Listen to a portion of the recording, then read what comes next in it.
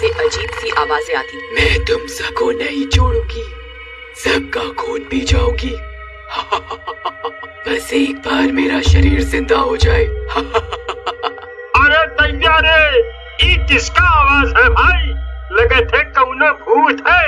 भागो यहाँ से, नहीं तो अपन तो गए रे दादा। फिर दोनों वहाँ से भाग जाते हैं। उसी गांव में गणेश किसान अपनी बीवी रेखा के साथ रहता था। वो बहुत ही मेहनती और ईमानदार था। एक दिन उसे गांव से थोड़ी दूर पर एक जमीन का खाली टुकड़ा दिखता है। अरे वाह, क्या बढ़िया जमीन है। ये इतने दिनों तक खाली थी और किसी की इस पर नजर नहीं गई। क्यों ना इस पर खेती करूं, कुछ आमदनी ज्यादा हो जाएगी। तुम यहाँ क्या कर रहे हो भाई? जरूरत नहीं, ये जमीन शापित है। भूत और चुड़ैल रहता है इसमें। चला घर को भागा। तुम भी रवि भैया, ये भूत प्रेत चुड़ैल वगैरह सब मन का वहम है, कुछ नहीं होता है। तुम्हारी मर्जी भाई, मैं तो चला। ऐसा बोलकर रवि वहाँ से चला जाता है। लेकिन जैसे ही गणेश वहाँ से जाने लगता है, उसका पैर जमीन में किसी चमकती चीज से टकराता है और उसके पैरों से खून निकलने लगता है और एक छोटे से गड्ढे में भरने लगता है। ये क्या हुआ? ये कैसे लग गया मुझे? ओह, ये तो बहुत खून बह रहा है मेरे पैर से, और ये इतनी तेजी से कैसे निकल रहा है? ऐसा लग रहा है कि जैसे कोई मेरे शरीर से इसको चूस रहा हो।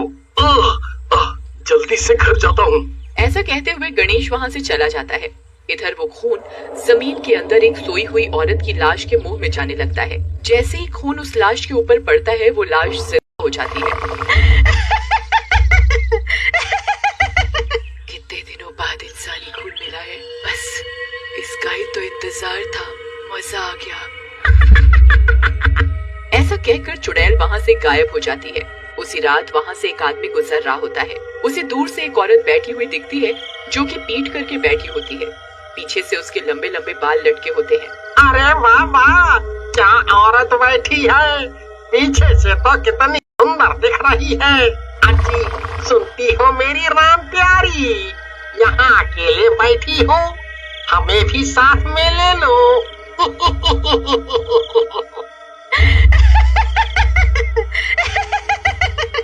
आजा राजा पेड़ के पीछे, इस बेरी के नीचे, हाय रे पिया कांटा लगा, आजा।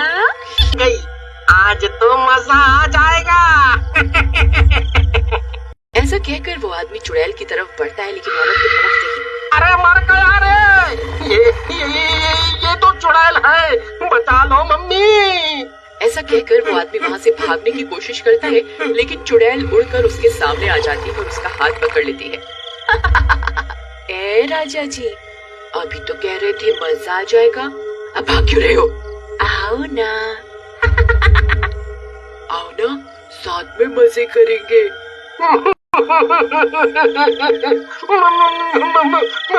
मुझे माफ कर दो चुड़ैल जी, मैं जिंदगी में कभी टर्की बना नहीं करूँगा, माफ कर दो मुझे। लेकिन चुड़ैल उसकी एक बात नहीं सुनती और उससे मारकर उसका खून पी जाती है और फिर गायब हो जाती है। अगली सुबह गणेश रेखा के साथ वहाँ पहुँचता है। अरे वाह जी, ये तो कितनी अच्छी जमीन है, इस पर तो खूब अच्छी फसल हो जाएगी। लेकिन अब तक इस पर किसी ने खेती क्यों नहीं की? कहीं कोई गड़बड़ तो नहीं है इस जमीन? तुम्हारी इसी बात पर मुझे बहुत गुस्सा आता है। एक तो तुम ना शक बहुत करती हो। तभी रेखा की नजर किसी चमकती चीज पर पड़ती है। अजी सुनो, ये क्या है? देखो, ये तो हीरा लगता है, बाजार में इसका अच्छा दाम मिल जाएगा।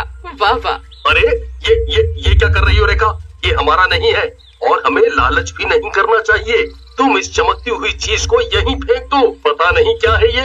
लेकिन रेखा उसकी एक बात नहीं मानती और उस चमकती हुई चीज को लेकर घर चली जाती है। रात वो हीरा कहाँ गया? उसी में मेरी जान है। अगर वो मुझे नहीं मिला तो मुझे ये दुनिया छोड़कर जाना पड़ेगा और मैं अपनी खून की प्यास कहाँ से बुझाऊंगी? मुझे जैसे भी हो वो हीरा ढूंढना पड़ेगा। ऐसा कहकर चुड़ैल गांव के अंदर अपने खोए हुए हीरे को ढूंढने लगती है। तभी उसकी नजर गणेश के घर पर पड़ती है। गणेश के घर की खिड़की से बहुत तेज रोशनी आ रही होती है। लगता है मेरा हीरा इन दुष्टों के पास है, मैं इनको छोड़ूंगी नहीं। चुड़ैल गुस्से में गणेश के घर की तरफ बढ़ती है और खिड़की से अंदर झांकती है। अंदर रेखा उस हीरे को लेकर बैठी होती है और आईने में अपने आप से ही बातें कर रही होती है। मजा आ गया, अब तो हम भी अमीर हो जाएंगे। हमारे पास भी गाड़ियाँ होंगी, नौकर चाकर होंगे और मैं तो इस हीरे को बेचकर गांव में सबसे बड़ा मकान बनाऊंगी। अरे ये औरत तो मुझसे भी बड़ी चुड़ैल है, मेरे हीरे को बेचने की योजना बना रही है। लगता है इसे सबक सिखाना पड़ेगा। ऐसा कह चुड़ैल रेखा के सामने आ जाती है। महारानी जी, तुम्हारे सपने पूरे हो गए हो तो मेरा ये हीरा मुझे वापस कर दो। चुड़ैल जी, क्यों जी? ये हीरा तो हमें मिला है, मैं नहीं देने वाली आपको। आपको करना है जो कर लो, अब ये हीरा तो मेरा। ऐसा कहकर चुड़ैल रेखा की तरफ बढ़ती है, लेकिन तभी गणेश उन दोनों के बीच में आ जाता है। तू कौन है? लेकिन तेरे शरीर से तो खून की खुशबू आ रही है, जिसे पीकर मैं जिंदा हुई हूँ। मेरे खून से? अरे चुड़ैल जी, क्यों रात में झूठ बोल रही हो? ये मेरी बीवी जिंदा नहीं छोड़ेगी। ये अपना हीरा लो और यहाँ से चली जाओ। मटर, तेरी वजह से तो मैं जिंदा हुई हूँ, तुझे मैं मारूंगी नहीं, लेकिन मुझे शरीर चाहिए, वो तेरी बीवी के रूप में मिल गया। ऐसा कहकर वो चुड़ैल रेखा के शरीर में प्रवेश कर जाती है। चुड़ैल के शरीर में आते ही रेखा बेहोश हो जाती है। अरे बाप रे, ये क्या हुआ? मेरी बीवी तो सचमुच की चुड़ैल बन गई। भगवान, अब मैं क्या करूं? तभी रेखा को होश आता है, उसकी आंखें लाल होती हैं। मुझे भूख लगी है, खून चाहिए, जा जल्दी खून ला, नहीं तो तेरी बीवी का ही खून पीने लगूंगी मैं। अब मैं क्या करूं? खून कहाँ से लाऊं? तभी उसकी नजर एक कुत्ते पर पड़ती है और वो उसे मार कर ले आता है और चुड़ैल के सामने पहुंच जाता है।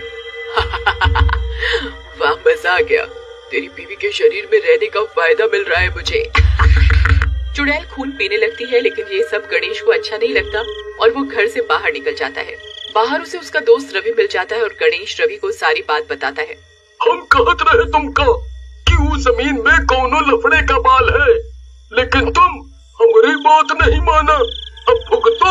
अरे क्या रवि भाई, हम तुमको समस्या बता रहे हैं और तुम हम ही को डांट रहे हो। अरे अब समस्या आ गई है, उसको सुलझाओ। उसके बाद रवि गणेश को लेकर एक बाबा के पास पहुंचता है। बेटा, तुम्हारी समस्या तो बहुत गंभीर है। पहले हमें चुड़ैल को पकड़ना होगा और फिर उससे पूछना होगा कि वो ऐसा क्यों कर रही है। ऐसा कहकर वो तीनों गणेश के घर जाते हैं। गणेश के घर पर चुड़ैल बैठी होती है। इस बुरे तांत्रिक को लाया है अपनी मदद के लिए, ये कुछ नहीं कर पाएगा। अब तुम सबको मार डालूंगी मैं। तभी बाबा उसे मंत्रों से बांध देता है और चुड़ैल से पूछने लगते हैं कि वो उस जमीन में कैसे पहुंची और लोगों को क्यों मार रही है। मेरा नाम निर्मला है, मेरी इस जमीन पर कब्जे के लिए एक तांत्रिक ने मेरे साथ ऐसा किया था और मुझे मारकर जमीन के अंदर दफना दिया था और मेरी आत्मा को इस हीरे में डाल दिया। तब से मैं आजाद होने के लिए घूम रही हूँ। देखो, तुम गलत कर रही हो। एक बुरे आदमी की वजह से तुम कितने बेगुनाहों को मार रही हो, ये गलत बात है। तुम सही कह रहे हो बाबा, लेकिन छोटे बच्चे अनाथ हो गए। तुम चिंता मत करो बहन, मैं तुम्हारे बच्चों को पालूंगा और मैं तुम्हें मुक्ति दिलवाऊंगा। ठीक है, तुम एक अच्छे इंसान हो गणेश, मैं तुम्हें अपनी जमीन देती हूँ, मेरे बच्चों का ध्यान रखना।